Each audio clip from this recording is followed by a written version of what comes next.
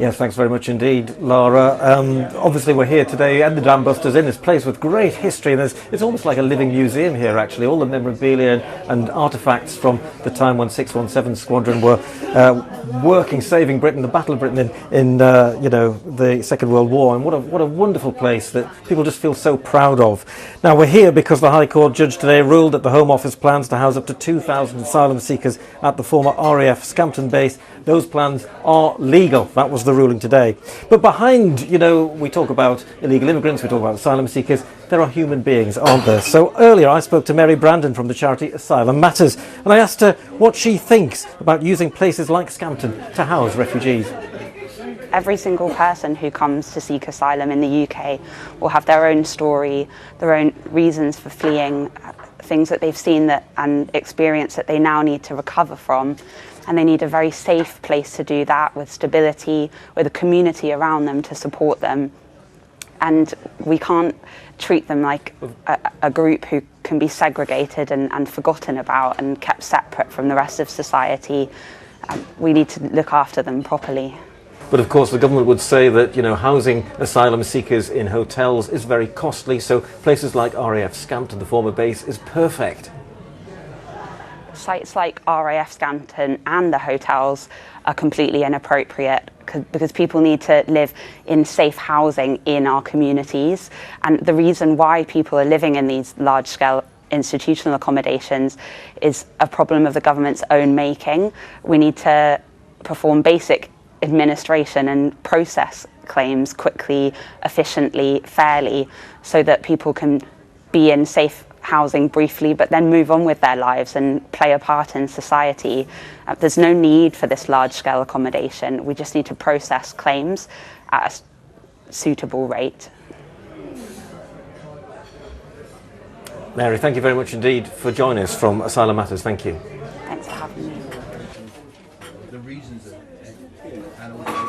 Well, throughout the programme we've heard lots of arguments for and against housing asylum seekers at the former RAF Scampton base. But for a lot of people, perhaps people who work there or who've lived on site, it's a very, very important place to them. So let's rejoin Amelia Beckett now. And Amelia, why is RAF Scampton so special to so many people?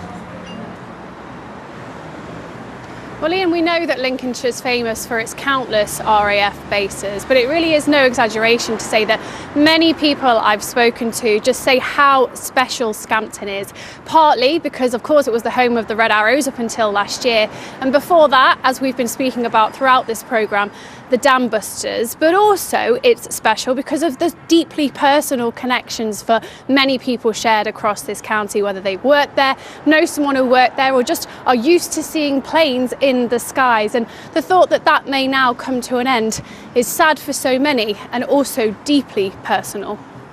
That was indeed a night to remember when the Lancasters of Squadron 617 set course for the Myrna and Ada dams. Their courage and ingenuity captured the world, using bouncing bombs to breach German dams. Today, the Dam Busters' legacy lives on just down the road from where they were formed, at the International Bomber Command Centre in Lincoln.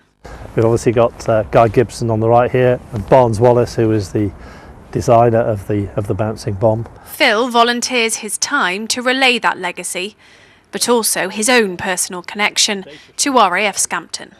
I joined the Air Force in 1972.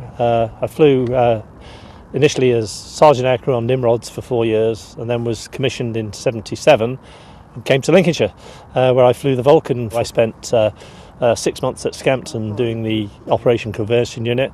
It's a history shared by many in Bomber County, and one they help capture here, bringing with them stories that could otherwise be lost forever. There'd been a road accident, and they just decided to come here and have a coffee. And I was sharing some of the guides around, so they weren't planned to be here. And I was up by the spire, and suddenly this guy came around the corner, and he was completely in bits. He had just found his father's name on the wall. He didn't even know this place existed. And his father, he never knew his father because his mother was pregnant with him when he was shot down in Lancaster. Places like these help those memories live on. But it was at RAF Scampton where they were forged, and plans that are 5 years in the making now aim to bring them home. And these 4 hangars would be where aircraft would be stored. with aims to preserve both its heritage and its future. One of the clients we're talking to would be looking at bringing back aircraft assembly and checkout back to the UK, which would be the first time for a number of years that's happened. So I think it would have a generational impact on the industry and the economy of the UK. That's my grandfather. It's Buckingham Palace with his daughter, who became my mum. It's already had a generational impact on Greg's family. He spent the last 14 years building his own collection of memorabilia at the Dam Busters Inn.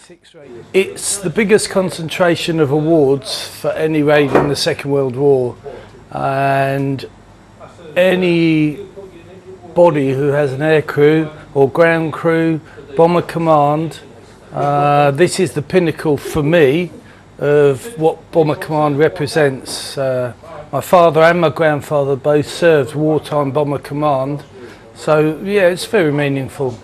But this is a drop in the ocean of what could be achieved at the site itself, a place with roots that run deep here, which many hope won't be ripped away from generations to come. Amelia Beckett, ITV News, Scampton. Well, I have to say, if you're interested in the history of the Dam Busters or the Red Arrows, and the Dam Busters Inn is really a great place to come. As we saw in that report there, so much memorabilia and history here for you to spend hours looking at, which is amazing. So a new chapter begins for the former RAF Scampton base tonight. Protesters are still there, out in force as we speak. It's very, very busy there. That's all from Calendar for this evening. Thanks very much indeed for joining us, and we'll be back again tomorrow night at 6. From us all, a very good night.